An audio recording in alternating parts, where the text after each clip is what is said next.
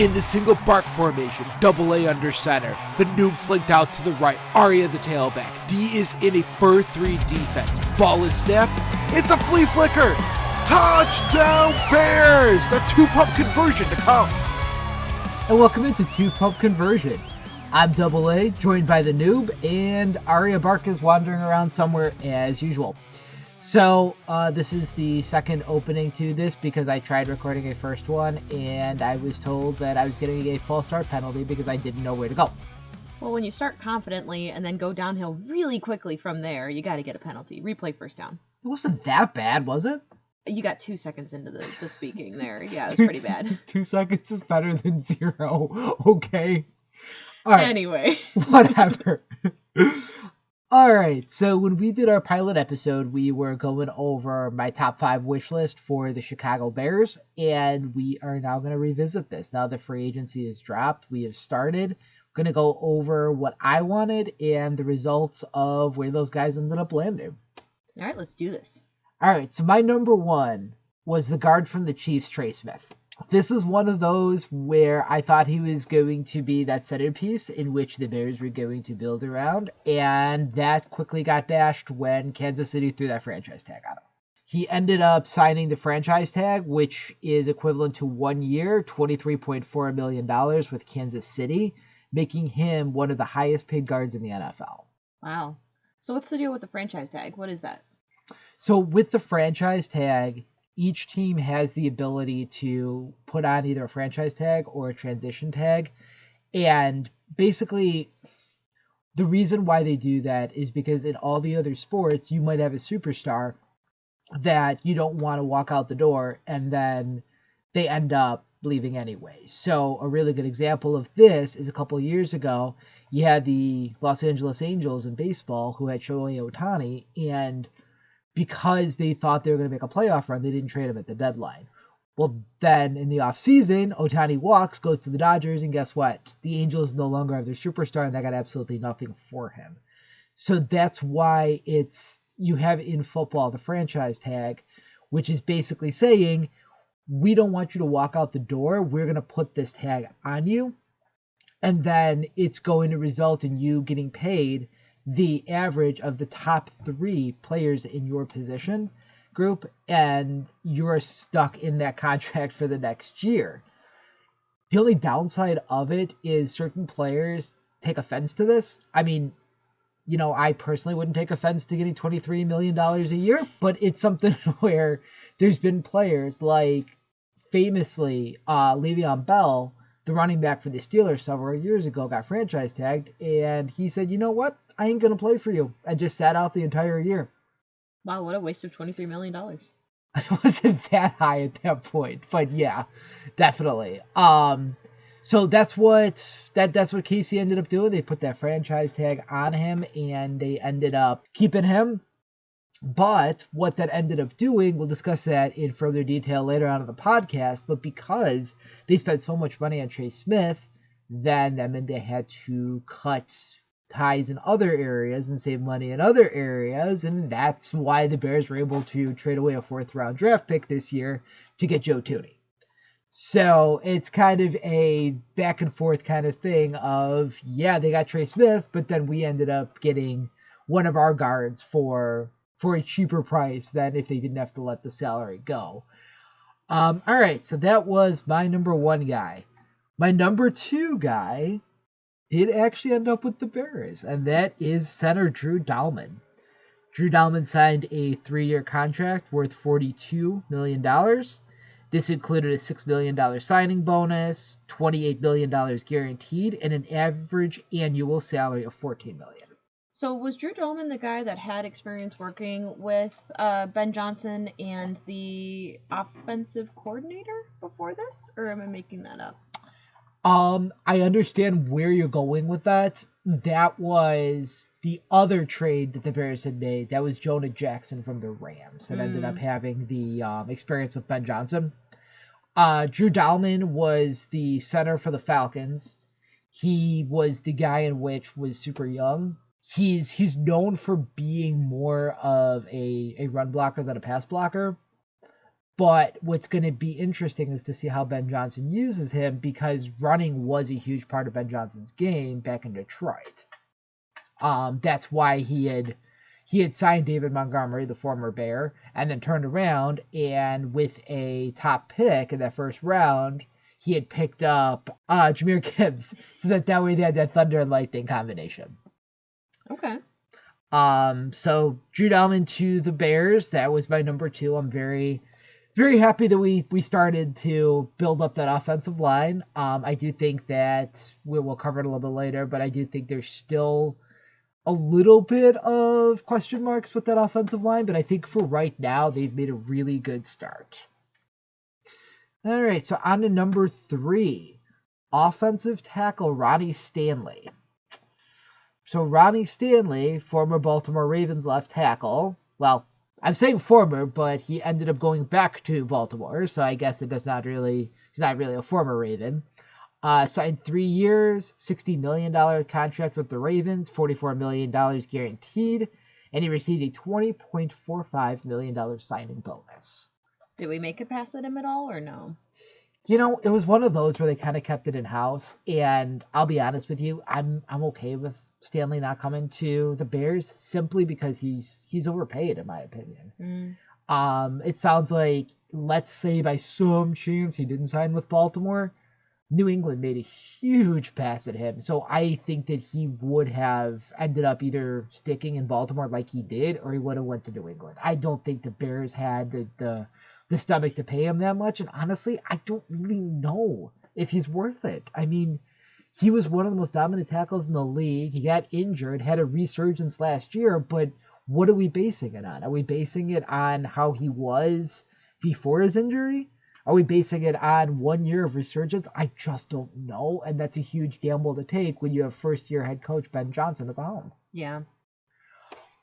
Okay, so that gets us into our number 4. That was defensive end Josh Sweat. Josh Sweat, one of the Super Bowl heroes on that defense, taking down Mahomes. I know we discussed on the pilot episode just a bit that was kind of the lasting taste we had of Josh, was just that taking down Patrick Mahomes, making his life absolutely miserable. Ended up signing a 4-year, $76.4 million contract with Arizona, and that is including $41 million in guaranteed money and an average salary of $19.1. I would have liked to have Josh Sweat on the Bears, and it's what we had said in the pilot of that would have been Sweat squared. Mm-hmm. However, I think that it's an overpay. I think that Josh Sweat had decent numbers throughout the year, but really what it came down to is he had a really good Super Bowl. That was the last vision that you have of him. And I think because of that, you saw how much money he got because of that. And I just don't know, again, if he's worth that kind of money. Off-topic question, but do you get paid extra money if you make it to the Super Bowl, or is your $19 million a year or whatever just however many games you end up actually playing? You do actually get a bonus the further you get in the playoffs. Cool. So it's always apparently Arya Bark has some opinion on this matter. Yeah. Ooh. Correct. Right. Yeah. So that's the benefit of two Pup Conversion over here, because you have the two of us talking, and then you have our third commentator jumping in. Yeah, you have our third commentator over here that always has an opinion on something. All right. So yeah, going back to topic, I kind of feel like you wanna spend your money wisely. I understand that the Bears had one of the top 5 cap spaces in the league, but you don't want to just throw money at things just for the heck of it. Yeah. The Bears made a couple of moves in order to shore up that defensive line as well as that offensive line, but I think that Josh Sweat was a bit of an overpay. Okay. All right, and that gets us into number 5, which is Chase Young. Chase Young, I famously said, was an interesting proposition because he had the experience with our now defensive coordinator, Dennis Allen, from New Orleans. Mm-hmm. Again, these guys just went into free agency, and I just feel like the money in which they were getting just was not equivalent to their play style on the field. Chase Young got 3 years, $51 million, $17 million signing bonus, $33 million guaranteed. So I think it's just one of those things where he's getting paid a lot of money and he has injury concerns. He's not been healthy in his NFL career. Yeah, he had a good year last year health-wise, but again, you're betting on 1 year of success. And I almost feel like New Orleans looked at it and said, we're struggling with being able to keep in-house talent, so we're just going to overpay him. And I don't think the Bears would want to do that. Yeah. So who did we end up getting then? We got, one of the guys from your 5? Yeah, so out of my top 5 wish list, we got one of them. Okay. And, it's one of those where the NFL free agency period and legal tampering window is so bizarre just because you have a window in which you're supposed to be able to start negotiating with these guys, but a lot of these deals are all already done behind the scenes, and then you can officially find out about them once the free agency window opens. But for the most part, these deals are done. I mean, for weeks leading up to the free agency period, there was, Drew Dalman to the Bears, Drew Dalman to the Bears, Drew Dalman to the Bears. And it's really just a matter of it becoming official. So, there is some surprise deals. Please don't get me wrong. I mean, something like Justin Fields, the former Bear, going to the Jets, surprise deal. But then you have other ones where it was almost kind of a foregone conclusion that Dalman was coming to the Bears, from what I was hearing leading up to the legal tampering window.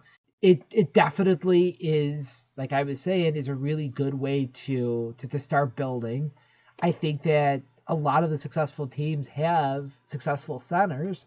I mean, you saw what Jason Kelce did for the Philadelphia Eagles for all those years. I mean, he was a rock in the middle of that line. And I mean, I understand that I probably sound like that old person that's like, do you remember back in the day? But honestly speaking, I've been watching the Bears for 20-some years now, and we have not had a legitimate center since Olin Kreutz. I mean, that's really saying something. And Olin Kreutz, he probably doesn't like you. But he loves talking football. And no, we're not just mentioning Olin Kreutz because I have his signed jersey in my man cave basement. But now what you got is you've got that guy in the center. And one of the biggest problems when it came to Caleb Williams last year was you watch the pressure come up the middle and just absolutely decimate him. And it was just consistently where they were getting pressure up the middle. So now you've got that center. You've got Drew Dalman. And then the next question is, all right, that's one of the 3 interior positions. And as we kind of alluded to earlier, because Kansas City had cap problems, they needed to shed some salary, and that came in the form of 32-year-old Joe Thuney, who is regarded as one of the best left guards in the entire National Football League. I mean, worst case scenario, top 3, possibly one of the best. And he's a team first guy. Last year, he made headlines because he had ended up moving from his natural position of left guard to left tackle when there was too much pressure coming on Patrick Mahomes' blind side. So he shifted positions, and he wasn't necessarily 100% comfortable with it, but he played really well at that position. So team first guy, he actually by his teammates was voted as the team MVP last year. And when we're saying that, I mean, you look at Kansas City and he's going against people like Patrick Mahomes and Chris Jones and, some really talented players, but he was voted by his peers as being the MVP of the team. Cool. So you got him now to the left of Dalman, and then off to the right, they ended up trading a 6th-round pick to the Rams for Jonah Jackson, who has that experience with Ben Johnson. So now you've remade that entire inside of the offensive line, which is super exciting because the pressure should not be as great as it was last year. Am I saying it's going to be perfect right out of the gate? No. But I think it's going to take a little bit of time for them to gel, but it's going to be a lot better than it was last year. All right, so we will take a short break, and when we come back, we're going to be discussing the next needed moves in the offseason in order for the Bears to have the best possible chance at making a playoff run next year. So you're listening to Pup Conversion. And welcome back to Pup Conversion. All right, so our next topic up on the docket is we've discussed the wish list and touched on what the Bears were able to do so far in free agency. So our next topic here is what still needs to be done in order for the Bears to be as successful as possible going into next season. Yeah, because I know they did a bunch of trades before the free agency kind of started too that maybe changed what you were thinking in terms of your top 5 prediction. Yeah, I mean, really at the end of the day, though, the two big trades they made beforehand was the Jonah Jackson and the Joe Thuney trades. Mm-hmm. And yeah, I'll be honest, if I had known those trades were going to come through, I mean, it probably would have changed my top 5 just because I didn't even think that was on the horizon, to be honest with you, especially Joe Thuney, just because of how successful he was with Kansas City and how much they looked up to him. I didn't even know he was going to be available. But the thing is, stuff like this happens on the offseason. Suddenly somebody is disgruntled. They want to get traded. I mean, I know that we're talking about Bears, but suddenly everything that they've done in Seattle. I mean, for the Seahawks, they decided that they were going to basically gut their offense and say, okay, goodbye, Geno Smith. We're going to ship you to the Raiders for a 3rd-round pick. Oh, Tyler Lockett, you were one of our leading receivers. We're going to cut you. And DK Metcalf said, you know what? I'm kind of tired of you guys. So you guys aren't going to make me the highest paid wide receiver in the National Football League? Okay, then I want to trade. So they ended up moving him to Pittsburgh. So then they turned around and Seattle said, well, you know what? We are now going to retool. And they signed Sam Darnold, who had a resurgence in Minnesota last year. They ended up signing cast-off from the Los Angeles Rams, Cooper Kupp. And then they got Valdez-Scantling as well. I mean, you just don't know who's going to suddenly become available. And when they become available, it's important to jump on it. Yeah, so what's next for the Bears then? Gonna get me back on topic? Yeah, just a little bit. I understand. I appreciate that. That's why you're here. So as I'm going through the positions, I do feel like the Bears addressed a lot of the holes. The big thing was try to fix both the offensive and defensive line. We've talked about that offensive line, Dahlman and Jackson and Thuney. Okay. On the defensive side, that's not something I've gotten to hit on yet. We need that pressure. That's the whole point of the defensive line. You need to get that pressure. So you had Montez Sweat. Montez Sweat was partially injured last year, granted, but also he was being double teamed because there was no second guy who was on the other side. So the Bears went out. They gave a pretty hefty contract to this gentleman from the Colts named Dale.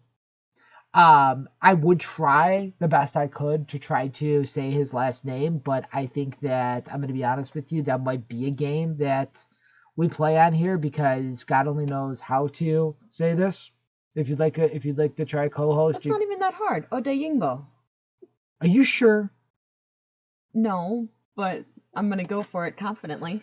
To call out famous ESPN 1000 host Jonathan Hood, I'm just gonna go Dale every single time from now on, and that's the plan. I mean, what else? Why else would you sign the guy unless that was the plan? Yeah, I mean, obviously. Yeah, great. Now I'm gonna dance every time I hear his name. I mean, yeah, you know, there's. I mean, he's one of the guys that's gonna sack the quarterback, so you can do the Dale dance every single time he sacks. Do you think they're gonna pick that up in the stadium if he makes a good play, like they do with like the chop in, what is that, Atlanta? Oh, Atlanta, yeah. I wouldn't doubt it, to be honest with you. I mean, we're gonna see. So now you got Dale on the other side of Montez. Then in the middle, this kind of surprised me because you already had Big Bill, Andrew Billings, as well as Jervon Dexter, Big Dex. So you have Big Dex and Big Bill in the middle. But anyway, And it really seemed like when they were both healthy, they were getting pressure up the middle, but the Bears doubled down and said, you know what, we need to make sure that we have guys that we could rotate in and out. We want to make sure that we get that pressure coming up the middle. So when the Atlanta Falcons got rid of their 10-year starter, Grady Jarrett, Bears were the first one to pick up the phone and say, hey, you know what, Jarrett, you didn't want to be in, or you're no longer in Atlanta. They didn't want you. Yeah, we'll take you. So signed Grady Jarrett. So now you've addressed that defensive line as well. Okay. And then the final move, I mean, there's a couple minor moves. They signed a tight end out of Miami, Smythe, and blocking tight end, not necessarily a huge move. But I think the other one that's slightly of note is last year they had given away that 4th round pick for Keenan Allen. Keenan Allen is now a free agent. He's going to move on. There doesn't really seem to be interest in re-signing him. I think he's going to be a little bit too expensive for what the Bears are trying to do, because really at the end of the day, the goal is to have DJ Moore, wide receiver 1, Rome Odunze, wide receiver 2, and somebody to play that slot role. So basically, when you think about the offense, you have the 2 guys that are on the outsides, but then you need somebody who is that middle guy, the slot guy, who's going to be able to either go across the middle. He's going to be able to play out in different spots instead of being one of those 2 guys on the ends. Oh, wow. The middle guy is going to go play up the middle? I never would have guessed.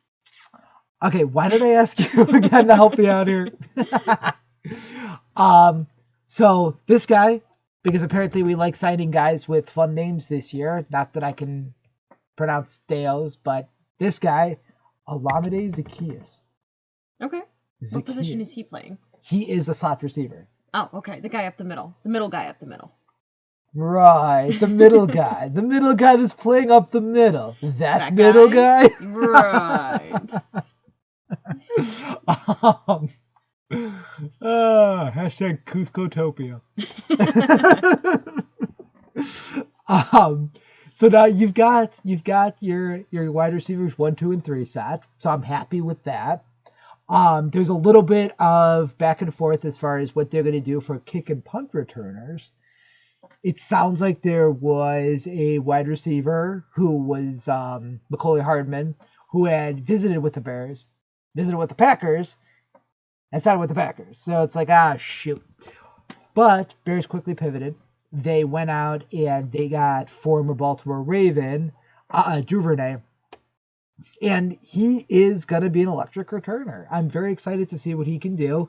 Not a huge contract because he's really known for being a returner. He's a speedster. So he could play as a wide receiver, but I mean, he's probably going to be like 4th, 5th on your depth chart. He's not a starter. He's going to be more known for his punt and kick returns. Okay.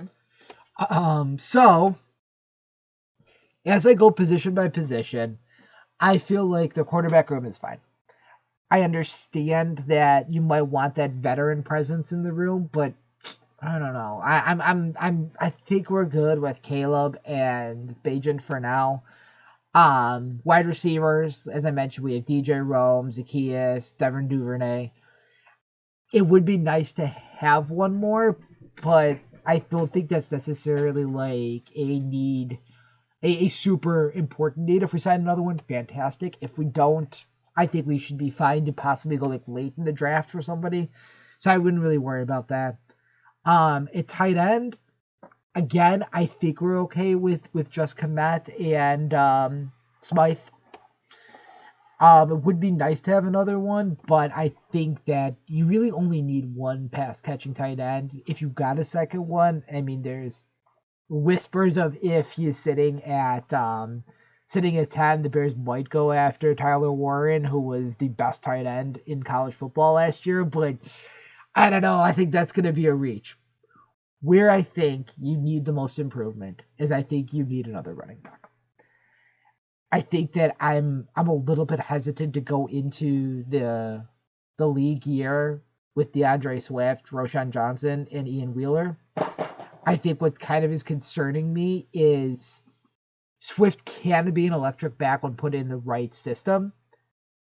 But what's kind of worrying is Ben Johnson came in as the Detroit Lions offensive coordinator, and one of the first things he did is say, okay, Swift, we don't need you. And then he went to Philadelphia. So my question is, Did Ben Johnson see something that he's like, meh, about back in Detroit that maybe would make you say, oh, don't really know if that's the best fit for the Bears system in which Ben's going to be running? Well, and is Swift going to kind of be a little bit salty about the fact that Ben Johnson dumped him once previously, too? You would hope that NFL players don't have egos like that, but you never know. So I think that where that running back is going to come from is going to have to be the draft.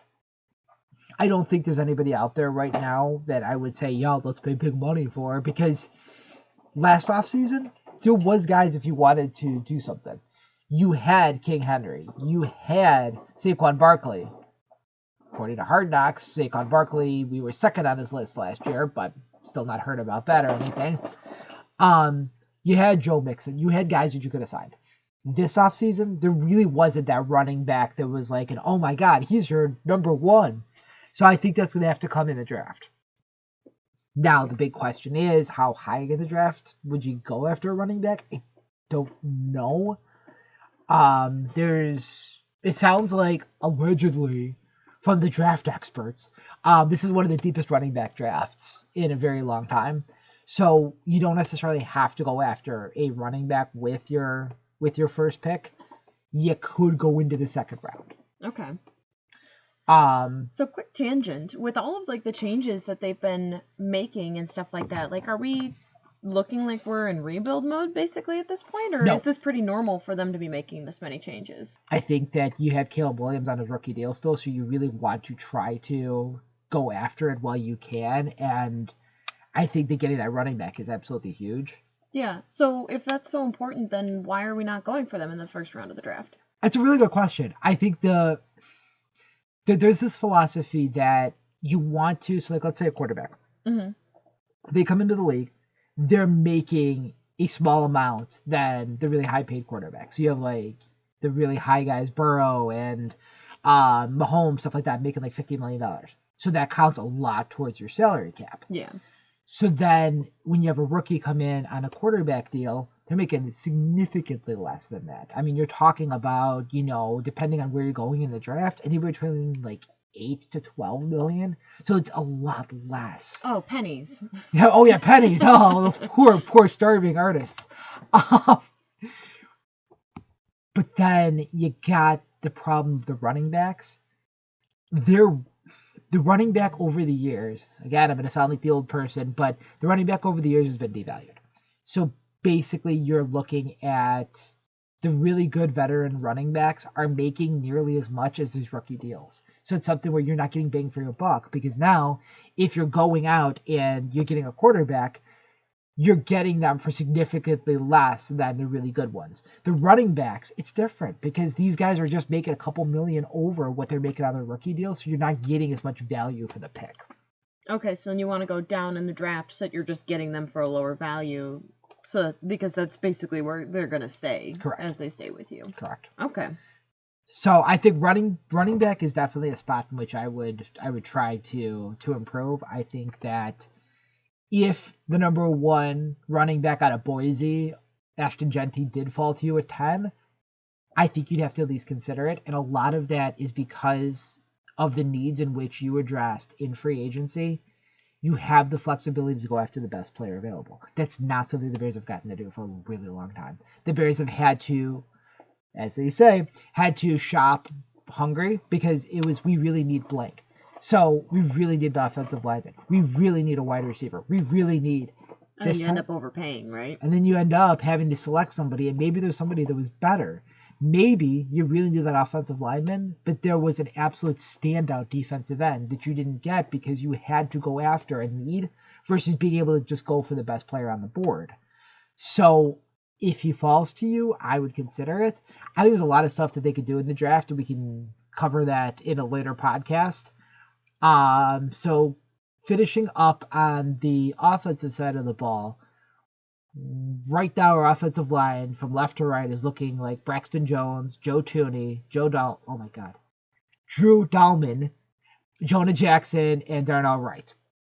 I'll have to show you a picture later. Darnell Wright and Jonah Jackson are playing next to each other, and they look like brothers. They're not. They look like it. I think in this case, I'd be happy staying like that for the offensive line. I think if you wanted to improve at your left tackle position, I think you could, but stats have proven that Braxton Jones is actually in the top half of the league as far as for left tackles. He's just not somebody that stands out on film. So you could improve there, but I think you definitely need somewhere in the draft to get depth. You need to have somebody that Joe Thuney is 32. You want to be able to have somebody that is kind of the next heir apparent in that position. So getting depth would be huge here. I think moving the defensive side of the ball really quickly, I think you're side of tackle because you've got Grady Jarrett, you got Billings, you got Big Dex. I think you're good at the linebacker position with Edmonds and Edwards. I think you're good at corner with Jalen Johnson, Kyler Gordon, and Tyreek Stevenson. I think for right now, you're good at safety with Brisker as well as Byard. My only concern is Brisker missed majority of the season last year because he's a hard hitter, and he took such a severe concussion that it knocked him out for half the year. Mm-hmm. So it's something where, is it something you need to possibly look to move on from somebody like that because he's great when he's on the field, but if he's injury prone because he hits too hard, that might be a concern. But I think that the only other spot that I would really look to improve at this point would be that defensive end spot. I understand you have Montez Sweat. I understand that you have Deo Bingme. I already forgot because it's not in front of me anymore. But I think it's something where you really could stand to get another defensive end. So I think that my two spots going into the draft that I'd love to see them improve in would be the running back position as well as defensive end. Okay. And so then I know, like, the problem that I noticed last year when the Bears were playing is that the pocket just seemed to collapse around the quarterback constantly, and we just didn't have time to throw the ball out of the pocket. So then is that something that we've taken care of now because of the strategery that we've done with the offensive line? Yeah, because now you should have guys that are able to block a little bit better. I think that when you're looking from last year to this year, you went from having Tevin Jenkins, who was good when he was on the field, but was constantly injured. He had notoriously had an injury report one week where he had 5 different body parts that were on this injury report, which is always concerning. Mm-hmm. Then at center, you had Coleman Shelton that just was not it. I mean, he was just letting everybody come up the middle, and absolutely, again, Ari Bark has a lot to say about this. Yeah, I don't know if she agrees with that decision by you, but I can't tell if she's against Coleman Shelton or actually likes Coleman Shelton. But so you had Coleman Shelton, who just was a turnstile there at center, and then at your other guard position, you had Nate Davis, and Nate Davis is possibly one of the worst free agent signings that Ryan Poles has ever made. Oof.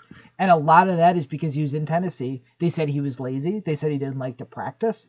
And Ryan Poles was like, no, I know better. And guess what happened? He came here. He did not want to practice and was not very effective on the field. So sometimes when you get a scouting report, you should kind of listen. I feel like that's a topic for a different podcast to talk about, like, personality traits versus player traits and what's important when you're looking for a guy. Absolutely. I think it's very important.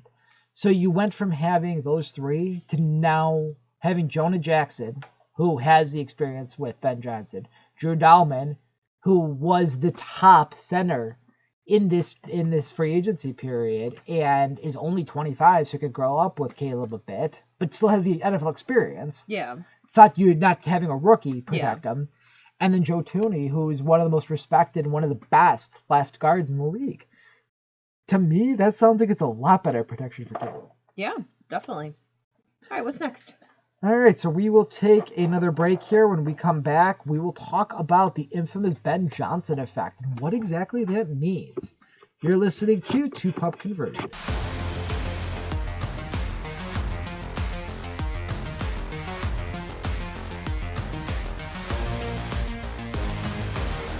And welcome back to Pup Conversion. All right, so we've now gone over the wish list, how exactly that played out. We went over what we feel like is next for the Chicago Bears, what they need to do. But now the true question, how did this all come together? So, It all started when the Earth was young. Oh wait, no, that's a different story. Sorry about that. Um, so I think a lot of the reason why we wanted to go over this is there's just been this thought process of the Bears messed up because they took Caleb Williams with that first overall pick last year and not Jaden Daniels. So the big reason why that was being perpetuated was because Jaden Daniels had a fantastic rookie season last year. He led Washington to the playoffs. He was actually able to, full circle here, was able to upset Ben Johnson and the Lions, knock them out, and really had a successful season overall and really looked like he's more pro ready than Caleb Williams. So the reason I'm bringing this up is because when Ben Johnson is known to be one of the best offensive minds in the league. I mean, he's known as being a genius. He's looked at as the next big thing when it comes to offensive play calling, and he's very innovative. How about historically? Like next big thing or biggest in the league right now, but what about historically? I don't understand your question. So would he be like one of the greatest head coaches of all time? As far as for his ideas and stuff like that? Sure. However you want to interpret that. I mean, I think it's difficult to say because he's in his first. We don't know what he is capable of. What we know is we've seen what he could do as an offensive coordinator. But guess who else was an offensive coordinator? Matt Nagy. What happened there? Flash in the pan. We did so good. We were 12-4 in 2018, and then it was like, okay, well, never mind. We forgot how to play football. So give him a few years and circle back to that. Even give him 1 year. Let's just see what he can do. Nagy had one good year though, so maybe 2. That's a good point. I'll give you 2. Give me 2. Best I could do is 2. So Ben Johnson is known as being a creative play caller, and there's a lot of teams that are interested. It was discussed very heavily that he was going to go to the Raiders. It was heavily discussed that he wanted to go to Jacksonville. And at the end of the day, Ben Johnson came to Chicago. No. I know. I'm shocked Spoilers. Too. I know. I should have called spoilers first. But he came to Chicago, and this was very out of character for Chicago Bears ownership. Chicago Bears were known for taking that second shelf coach and never went top shelf for basically anything. So it was just shocking when they went out and they got their guy. They made Ben Johnson the 7th highest paid NFL coach, which is absolutely insane when you know the history of the Chicago Bears. But the main reason why Ben Johnson came to Chicago is he saw and has been on record saying he saw the potential in Caleb Williams, and that's what drew him to Chicago. So now you've got Ben Johnson in place, and it's very important that there really is such a thing as the Ben Johnson effect, because he suddenly was able to draw coaches that are more high profile. The McCaskies and Bears ownership are spending a ton on this coaching staff, but he's able to get a lot of guys to follow him, like Dennis Allen, who, again, had a lot of interest from different teams because he is an innovative defensive coach. So there's a lot of teams that would have taken Dennis Allen and would have loved to have him calling deep plays for them, but he's able to draw them over to Chicago because he was interested in joining Ben Johnson and teaming up with him. Okay, dumb question, but is the coaching cap the same salary cap as the player cap, or do they have separate? Because, like, can you end up getting a really overpaid coach that actually costs you being able to get good players to go underneath them? No, you spend as much money on coaches as you want. Oh, okay. You can do whatever you want. You can overpay for coaches. You can basically do whatever. So he's also able to draw in people that could potentially be the Ben Johnson of Chicago. So what I mean by that is he went out and got tight ends coach Declan Doyle from the Broncos, who's supposed to be an up-and-coming offensive coordinator, and he came to Chicago, and the main thing there is hopefully that he can be in, he can help out, come up with some creative stuff. the goal may be for him to move on to the next team at some point, because if he moves on and he becomes a head coach somewhere, what that means is something's going right with the Bears, because you don't go after a guy that's unsuccessful with his former team and make him a head coach. So the hope would be Declan Doyle becomes a head coach in the next couple of years. But the thing is that it's the Ben Johnson effect. He was able to get up-and-coming minds. He's able to get somebody to be basically head coach of his defense in Dennis Allen. And the question then was, does that also then transpire to the field as well? Is it something where he was able to draw in assistant coaches, but what about the players on the field? And you could say, oh, well, the Bears threw a ton of money at these guys, and, you know, that's the reason why they were able to draw these free agents.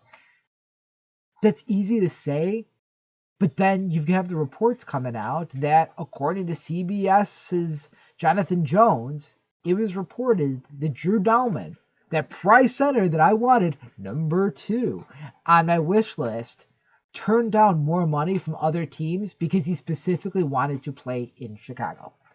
Chicago or with Ben Johnson, though? A combination of, well, no, it's not, you're right. It's Ben Johnson. Because Drew Dalman said he would take less money, and he was quoted as saying he believed in head coach Ben Johnson and quarterback Caleb Williams. So because of that, the Bears then went out and they said, okay, Dalman, we believe in you too, and made him the second highest paid center in all of the NFL. He's only behind Kansas City Chiefs center Creed Humphrey. So wait, he's the second highest paid center in the NFL, and yet he turned down better offers? There was teams that were willing to make him the highest paid center in the NFL. That sounds like by a lot.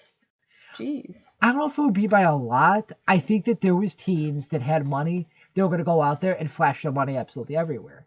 And a team like the Patriots would have absolutely loved that, because Patriots are in the exact same situation as the Bears. They have a quarterback from last year, same quarterback class as Caleb Williams, so they're 1 year into their NFL career. And both Williams and Drake May from New England showed promise last year, but they need an offensive line to protect them. So I think that that's probably who was offering more money, to be honest with you. But it's again that Ben Johnson effect. And you know what? I keep saying Ben Johnson effect, but it's Ben Johnson and Caleb Williams effect. It's kind of the two of them paired up together. I think there's this thought that you want to get in on that ground level because this is going to be something special. I mean, you've got a quarterback that was coming out of USC who was regarded as being a generational talent. You paired him up with a numbnut known as Eberflus, who, still the best quote ever, Coach, did you show us what you had? I don't know, what's up yours? Well, sir, you know what? If that's your most innovative play call, we have a problem. So, I mean, at the end of the day, it's something where now you've got a generational quarterback. You're pairing him up with a guy that's supposed to be the next up-and-coming innovative mind with Ben Johnson. And the biggest problem was they couldn't protect Caleb last year. You had a numbnut coach, and you couldn't protect Caleb Williams. Okay, you got the coach in place, and then within the first 24 hours of free agency, you shored up your offensive line. The first 3 things they did was got Jackson and Dalman and Tooney, and now you're looking at it, and you're able to go into the draft and get whatever in the hell you want with that 10th pick. All right, I got to throw a flag on this, though, What? Because you were this excited when we were signing Matt Nagy. So what is so different about Ben Johnson that this isn't just going to be another Nagy where he's cool for a year and then fizzles out? I don't think I was this excited when they signed Nagy because I didn't know who Nagy was, to be honest with you. I think I was getting excited when we got into the season. And first of all, the audience doesn't know that, but I am an optimist. I'm one of those where I see absolute dumpster fire and I'm like, oh, 12-4. I mean, It's true. That was your prediction. I mean, honestly speaking, my family made fun of me in that first Nagy year because I said they were going to go 10-6. They ended up going 12-4, and I was like, oh my god. That's fair. And then what ended that? Double doink. We don't talk about that. Yeah, I still have nightmares about that. It's something where when the Bears got Matt Nagy, and it's a very fair question. When the Bears got Matt Nagy, it was something where he was in the coaching cycle, but he wasn't the premier guy. There's usually a premier guy in every single cycle of this is the guy this is the guy that everybody wants. And in this case, it was Ben Johnson. And it's just, as a Bears fan, it was never the case that we got that guy. It was always that we had to get the second, third, fourth, 10th best guy. And a lot of it was money saving. And now the Bears are saying we're willing to open up that checkbook. We're willing to go out and get the guys. And the guys are saying, hell yeah, I want to play in Chicago. I get to play with Caleb. I get to play with Ben Johnson. I mean, it's just exciting because we were putting the pieces together. I'm not going to guarantee that they're going to go Super Bowl this year, but I think that the Bears have just as good a chance as anybody else, at least making a wild card push. Okay, so right now, all the money on the line. You're going to do this to me? Yes, I'm going to do this to you. You're really going to do this to me? What's the Bears' record going to be this year? So last year they were 5-12. Mm-hmm. I think that if I really thought about it quickly, if you took the exact team we had last year and you put in Ben Johnson instead of Numbnuts, I will not speak his name. It's like Voldemort. I'm not willing to say it because I'm really afraid if you say that name 3 times, he's going to suddenly appear behind that's me. Beetlejuice. But... So I think that you're 5-12. I think that you put in a competent coach like Ben Johnson, and I think that team easily could have been 8-9, 10-7 last year, because you look at it at a game like the Commanders where there was the Hail Mary at the very end of the game. You would have had a coach that would have either called a timeout or never would have been in that situation to begin with. I think that you have Ben Johnson on the sideline instead in that Lions game, in which Numbnuts is still waiting to call his final timeout. I think he still has him in his pocket, even though he's in Dallas now. I think he thinks he's going to save it. I don't know what the hell he's doing. It probably got stuck to the back of Andy Reid's Waffle House menu there. I mean, that's as good of explanation as any. I think you win that one. I think that you had a very subpar Patriots team in which there was the hangover from Washington, in which you lost that one. So right there, that is 3 wins that you would have had. So getting back to your actual question, instead of me blabbing on about how it could have been last year, I would say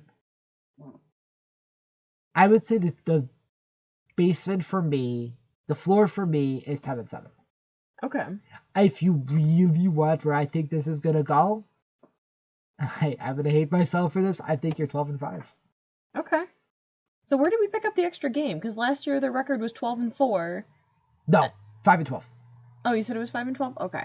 Oh, I'm sorry. Let me go back really quickly. So during the Matt Nagy era, it was 12-4, which is 16 games. But then they expanded it to 17 games in the last few years. Okay. I know math ain't my strong suit, but I know. The math was not math in there. No, it's a very good question.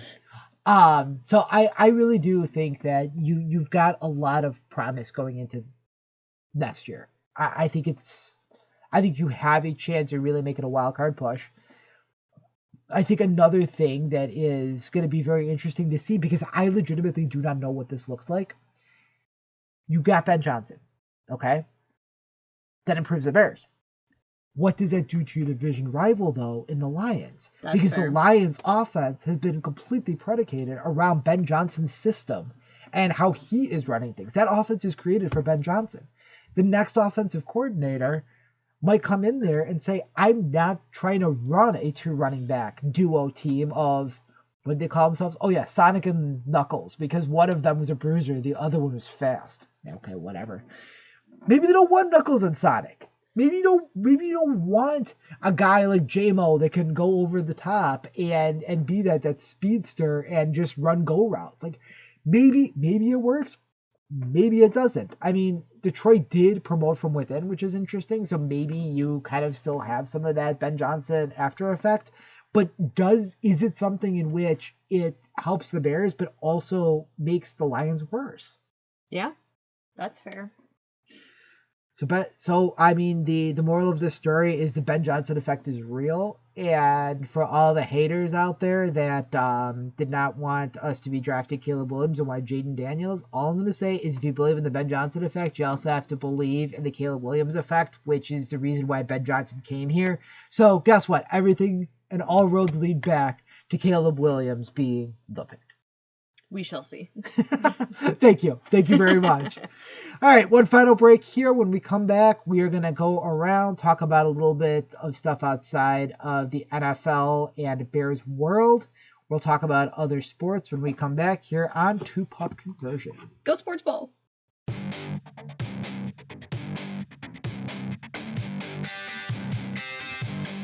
Welcome into our final segment of Pup Conversion, the only podcast in which between segments we play tuggy with a monster. And apparently also when we ask each other if we're ready, the question is, did you just call me something? No, ma'am. I asked you if you were ready. Anyway, back to what we should be talking about around other sports. So, today's topic is the dumpster fire known as the Chicago White Sox. Why is that a topic?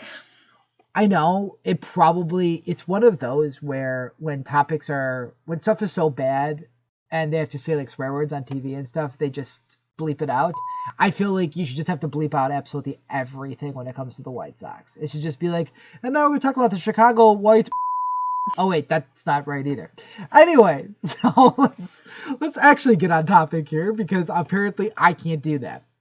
So, we thought it was super interesting that today, Baseball America's top 100 rankings had been released.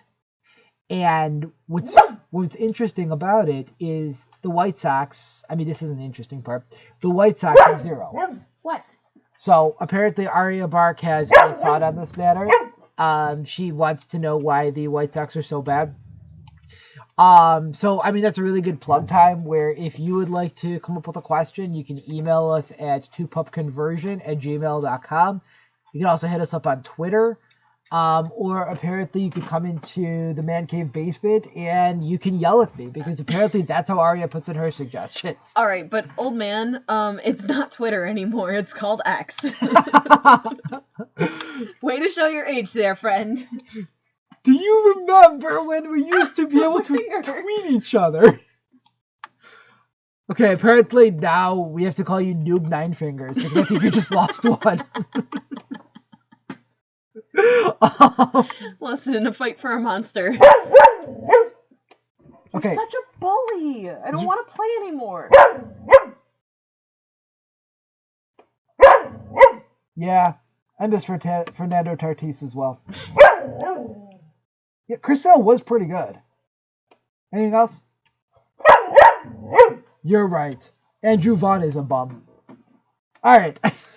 So now that we've had an interlude from our peanut gallery over here, so Baseball 100. Man, all done. Baseball America released a top 100 players list today, and unsurprisingly, the White Sox have 0. Yeah. Where it does get interesting, though, is out of those top 100, 5 of them were White Sox and then have gotten traded away over the years. So we got rid of our good players. And yes, and what makes it even worse, in my opinion, is I'm saying Baseball 100, the 5 guys that we're going to discuss here are in the top 49. So top half of the top 100, we have traded away at one point or another. Yikes. Yeah. Why? For a lot of different reasons. So a lot of these guys, as we're going through them, you're going to notice the pattern of whenever somebody starts to show some promise, we decide we're going to trade them away. Okay. So, for example, number 16, Fernando Tatis. Okay. Fernando Tatis was a young prospect in which we had drafted and signed. And White Sox got desperate, said, you know what we really need? We really need a top-end starter. So they went out and they traded for James Shields from the Padres. And James Shields was an absolute train wreck for us. But then we lost Fernando Tatis in there, a young teen prospect at that point who's now become one of the faces of baseball. He's the 16th best player in baseball. And James Shields was so bad that I really wish I was making the story up. But I was excited when they got James Shields because I knew the name. I played MLB The Show. I knew who he was. I thought he was going to be a difference maker. So I bought tickets on Game Time, shout out Game Time, for last second tickets. And I was there for his Major League debut. I really wish I was making this up. When they yanked him from the game, he gave up so many runs in so few innings that they actually had the infinity symbol next to his ERA. I really wish that was actually me fibbing about it. That is 100% a true story. So that's how bad that got. And James Shields just was never what the White Sox needed, and we ended up getting rid of a top prospect because of that. So then that gets us to 32. Garrett Crochet. Garrett Crochet, we just traded away in this offseason. Yeah, that name actually sounds familiar to me. Kid drafted out of Tennessee, I believe. He was a bullpen arm for us. We traded away everybody who had any promise of being a starter, so we said, hey, Garrett Crochet, let's have you step into a starter role last year. Experts said, oh, we don't know about that. Don't know how that works coming from the bullpen, pitching, 1, maybe 2 innings to go in, 5 or 6 as a starter. They did it. Complete success. Garrett Crochet was fantastic last year. So then, he even made an all-star game last year. Wow. So then you fast forward to the offseason, and guess what? They trade him away for a haul of prospects. Why? What it comes down to is the White Sox know that they're going to be dog-doo this year. And last year, they set a record for having the most losses of any team in MLB history. In 100 years of baseball, they have the most losses of any team. But that's with Garrett Crochet. So really, where all your wins came from is, let's be honest, it really just came down to no support for Garrett Crochet. But the thought is, if we're going to be bad, we're going to maximize on this. We're going to trade him away for more prospects. So that was where he went. That also is the same route which was taken at number 40 with Chris Sale. Chris Sale got traded away to the Red Sox. And interestingly enough, that's exactly where Garrett Crochet went, was to Boston as well. So Chris Sale. He was a very good guy for us. For some reason, I guess the White Sox have this tendency, and I'm now realizing it as I'm looking at this list. Chris Sale was actually drafted to be our closer or a back-end reliever and ended up coming, and they said, hey, let's try you as a starter, and then he was a successful starter. Apparently, that's just what we do. So we ended up trading away Chris Sale. We had gotten prospects that were supposed to pan out very well. Like, we got the number 1 prospect in baseball in Yohan Moncada, who never lived up to what he was supposed to be. We also got Michael Kopech. Michael Kopech then went off to LA last year because we traded him away. So that was a difficult one because Chris Sale was injured on and off with Boston, but he did help get them a World Series. So it's kind of like, Yeah. But the thing is, last year, Chris Sale came back and won the Cy Young Award with the Braves. So still a very prevalent pitcher. That's why he's 40 on the top baseball list. So a very, very talented pitcher. Speaking of pitchers, number 48, Dylan Cease. Oh, we got rid of him? Yep. We got rid of Dylan Cease. Cease, we'd gotten in the crosstown trade where we had sent over pitcher Jose Quintana and ended up getting back both Dylan Cease and, hi, Mom, Eloy Jimenez. I just wanted him to get rid of the mustache. We didn't need to get rid of the whole Dylan Cease. You said you wanted him to get rid of, and then they didn't hear anything after that. Apparently. So all a little static interference there. But... Yeah. Kind of like what I tried to propose to you in the helicopter, and all you heard was, will you? Me? We still don't know what that was. We hope it was Mary, but we still don't know for a fact. Back to you. 8 years later, it's still a mystery. I mean, history's greatest mystery, honestly. So, Dylan Cease, again, top of the rotation, ended up trading away now 2 years ago. He was one of the best pitchers in baseball. So, again, we're getting players back. But the question is, do they actually pan out into anything? And right now, we don't know. But you're looking at it, and just by the top 4 that I've named, numbers 32, 40, and 48 are all starters. So, out of a 5-man rotation that an MLB team would carry, you could have had 3 guys in the top 48 in all of baseball. But honestly, what concerns me is I look at the way that the White Sox have handled their business and just the decisions that they've made. And my concern would be you could have 3 guys in the top 48 in all of baseball, and I still think they'd find a way to lose. Yeah? Why? It's the suxifying effect. The suxifying effect. The exact opposite of the Ben Johnson effect. Yeah. I think it's just that the White Sox have a losing culture to them, and just they extrude failure. Let me just point out for the people who can't see this, he's just doing massive Italian hands right now. Yeah, this is why I think for our next podcast, we actually have to do video as well and put it on YouTube, because the stuff that happens during these podcasts is very interesting. Yeah, massive Italian hands. Failure. Little Italian hands. They just find a way to just lose, and they just make the wrong decision. And it comes down to, you had a very young White Sox team that was ready to win, and this is when you had like Jose Abreu, you had Tim Anderson, you had Yohan Moncada, Luis Robert, Eloy Jimenez. They said Yohan Moncada didn't really pan out like we thought he would, though. I'm saying when he first came into the league with us, he was a highly touted prospect. He was a number 1 prospect in baseball. Gotcha. Yasmani Grandal was one of the best offensive catchers you had. You were ready to make a run, and the choice you made was to hire Tony La Russa, because the way that you looked at it is, oh, back in the 80s, we fired Tony La Russa, and then he went on to be successful. We have to right our wrong. Okay, that's not the way you make business decisions as an MLB franchise. And it sets you back. You brought in Tony. He's falling asleep in the dugout. Again, wish I was making that up, but falling asleep in the dugout, was confused half the time, didn't know where he was, I think, sometimes, and then suddenly, in air quotes, had to retire because of a health scare. Maybe it's true, or maybe he's old. Don't know. Don't really care. At that age, anything's a health scare.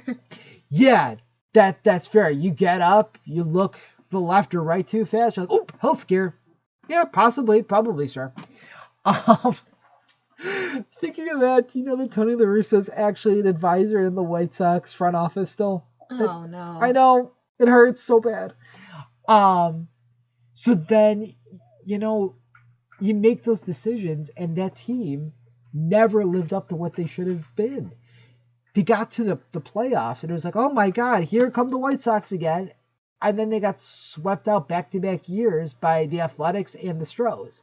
Like, everything that you did to build up to that, all of these trades you made, you got rid of Sale, you got rid of Quintana, you got rid of anybody who had even a little bit of value, you got all these prospects, you're finally ready to contend, and you just throw it all away. And then it just went downhill from there. Nobody was panning out. There's rumors coming out from the clubhouse that it was just a lazy group of people that just did not really feel like working. And it just was not the way that you want to be handling a franchise. And, I mean, to be totally honest with you, what's frustrating in Chicago sports in general, I guess I'm going to span all of them now, I'm sick and tired of being a Chicago fan that does not get to see what winning looks like. I mean, this thing of, oh, it's a clubhouse in which nobody is held accountable is exactly what they were dealing with Eberflus last year. Remember, Don't say it 2 more times or he appears. They actually had to go to the offensive coordinator last year, Shane Waldron, And the veterans of that team, like Mercedes Lewis, who's 40-something years old, had to go to him and say, hey, Shane, you got to push us a little bit more, dude, because you're not really pushing us enough here. You know, we want to work harder. You got to tell us what to do. Okay, why is this a thing in Chicago? Why can't we have a team that is actually knowing what they're doing and actually trying and putting forth 100% effort? That's why I'm excited about Ben Johnson. But the White Sox, I really believe that what they're shooting for at this point is to be so bad, to be so hated, that they get to actually relocate. To where? Nashville. Oh, dang. There is rumors in the past couple of years that they saw Jerry Reinsdorf, the owner of the White Sox, meeting with the mayor of Nashville. So the thought is that's where they'd probably go because Nashville doesn't have a team. Nashville has the Tennessee Titans for football. They've got the Nashville Predators for hockey. What stops them from adding a baseball team? What are you going to do, though? You're not going to become a Cubs fan. No. No. I think I might just relocate states, maybe. Are you going to follow the Sox to Tennessee? I don't know. Oh, do you know that I always try to come up with creative fantasy baseball names? So the one that I've been using is God by Team SOX. God by Team Sox. And honestly, like, it is my favorite thing because, I mean, it's true. You go into fantasy baseball and you don't draft a White Sox player because there is none. You don't have anybody. You go around the diamond, and I'm going to quote Jonathan Hood because this is the thing that made me laugh when I heard it. It's going to be the White Sox new motto. Chicago White Sox. Who the hell are you? So that's what we're dealing with on the South Side.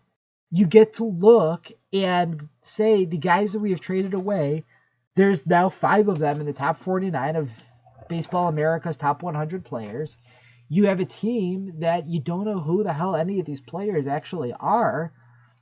And you expect us to do what? I mean, right now, if you know what? Ask me, who's the MVP of the White Sox this year? Who's the MVP of the White Sox this year? The Campfire Milkshake, goddammit. I mean, truth, though. It's diabetes in a cup, but it is good. And you know what? That's the good news, is I can have as many Campfire Milkshakes as I want because I'm already diabetic, so I can't get diabetes squared. So as far as I'm concerned, it all works out. I will have the MVP Campfire Milkshake. Pretty sure the last time we went to the stadium and got Campfire Milkshakes, though, is when I got sick afterwards because I tried to eat the chocolate off the outside of the cup, and that was probably a bad idea, germs-wise. Why did you ever think that was a good idea? Why would you put chocolate on a cup if it's not supposed to be eaten? I mean, you got a point, but I mean... That's a beef for another podcast, though. No, we're not talking about beef, we're talking about chocolate. Oh, man. What? Chocolate? All right. Now that we've completely derailed ourselves and we are at time here. All right. So any final thoughts before we log off for the day? Well, now I'm wanting a Campfire Milkshake, so. I made cookies yesterday. Is that good enough? Yeah, that'll work in a pinch. All right. Perfect. All right. So hit us up on our social media channels. As my wonderful co-host has told me, it is no longer Twitter. It is X. So we are at 2PupConversion. On X, we are, if you want to give us any topics you want to talk about, we'd love to hear what you want to talk about. Because obviously you can send in topics, but we all know that we're going to talk about it for 5 minutes and then get derailed on chocolate and milkshakes and monster toys and stuff like that. But you can email us at 2PupConversion@gmail.com. We also have a Facebook page. We have Insta. Apparently, we went through and got absolutely every single social media site we could think of. All right. So thank you for listening. We will be back next week to discuss more on the Chicago Bears, what we see coming. Maybe we'll do a draft preview. I know. So exciting. Exhilarating stuff. All right. You've been listening to the 2Pup Conversion. Bye.